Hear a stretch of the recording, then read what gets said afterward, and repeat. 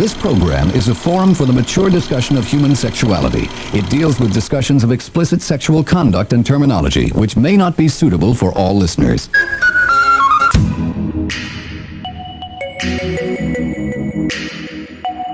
Guy whose wife was, let's say, probably like your dad, advanced stage dementia. He had to place her. They were both living together in an assisted living facility, a nice facility. They tried in-home caregivers, but it just wasn't working. She would get out. She would act out. She needed to be in a memory care facility. He was, on the other hand, just a completely active, still played tennis, still swam, had a whole social life. And that really started to build a ton of resentment because he wasn't able to engage in any of his life anymore. He just kept showing up less and less. He basically just came, signed the paperwork, and he just kind of disappeared.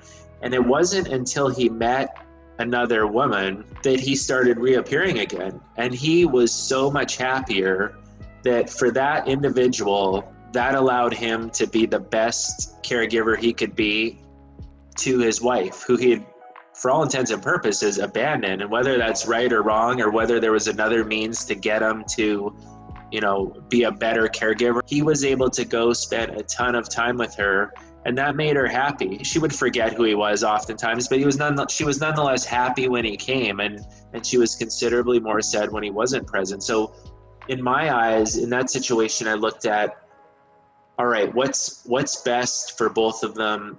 And I took each individual one, and what's best for his wife. She was happiest if he could spend time with her. So what maximized that? And that, in essence, was allowing him to have a relationship. And he worked through some of the guilt, but yeah, it was best for her. And he spent a lot more time, and she was happy. He was happy. He would actually come visit, and they all spent time together playing cards eventually. They had a little life together, and it worked. And I was able to reassure them that, she's on every level we're able to, as doctors and people that know these people. She wasn't negatively impacted by it. She wasn't aware that they were out there having a relationship, having sex, having a different life.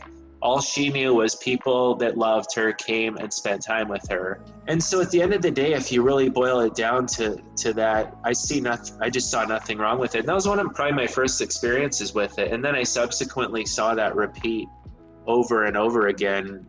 And I think more common with men, I actually would like to see more women branch out, quite frankly. And that's where someone like your mom comes in, right?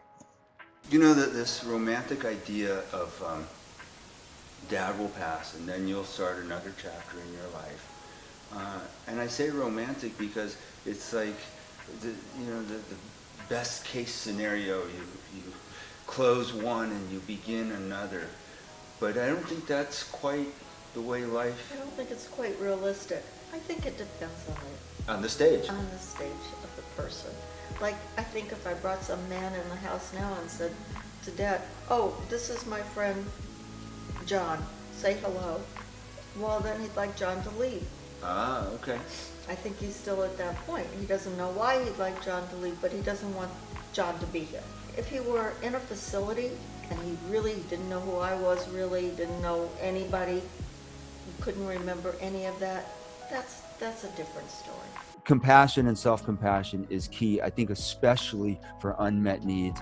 And as your loved one leaves you hanging in the lurch emotionally, because he just can't be there for you, he can't hug you anymore, he can't put his arms around you and say, darling, I love you. So you're going to have to do it yourself. Yeah, you know what I found over the years, self-talk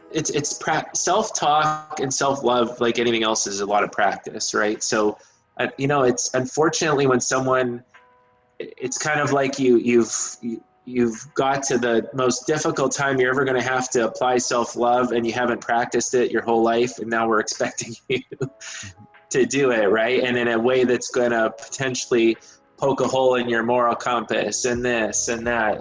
It's a very hard task we're asking people to do, but that's why I like what you do, honestly. I like that teaching. I like the way you go about it. I think it allows people to relate to it and teaches them in a fun way.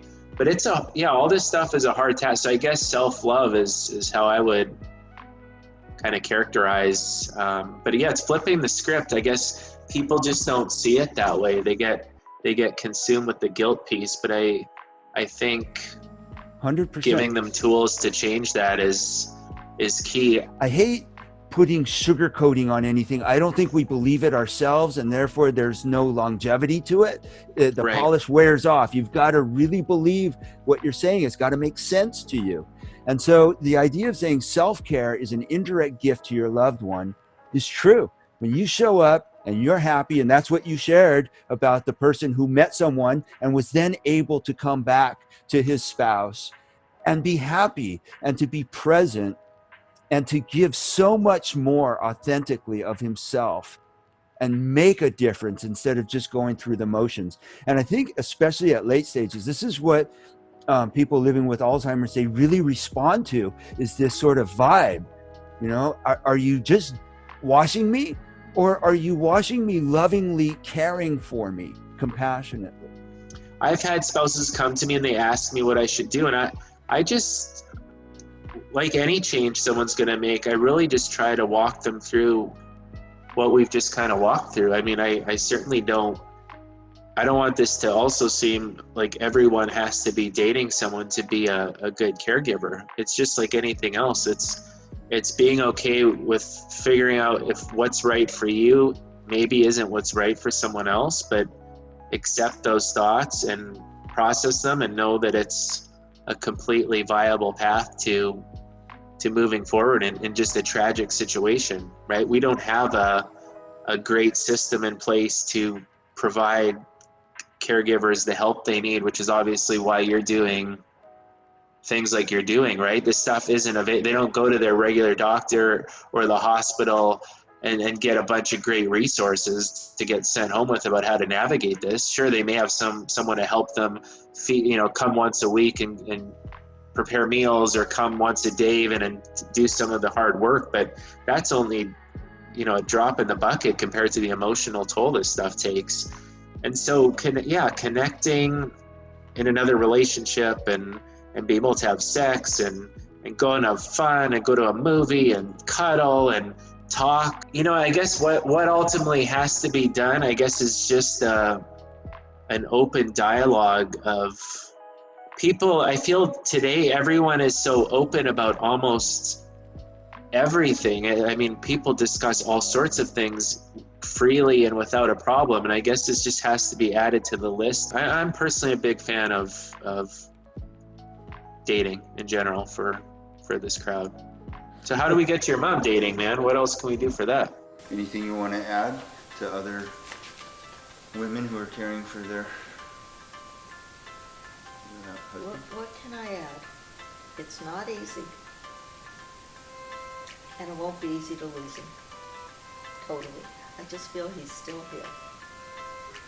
I don't think anticipatory grief has anything to do with the real thing. No. It's not going to lessen it. That's right. So, though I know he's not going to be around for long, I'll miss him. You want to post your phone number on this? Yes.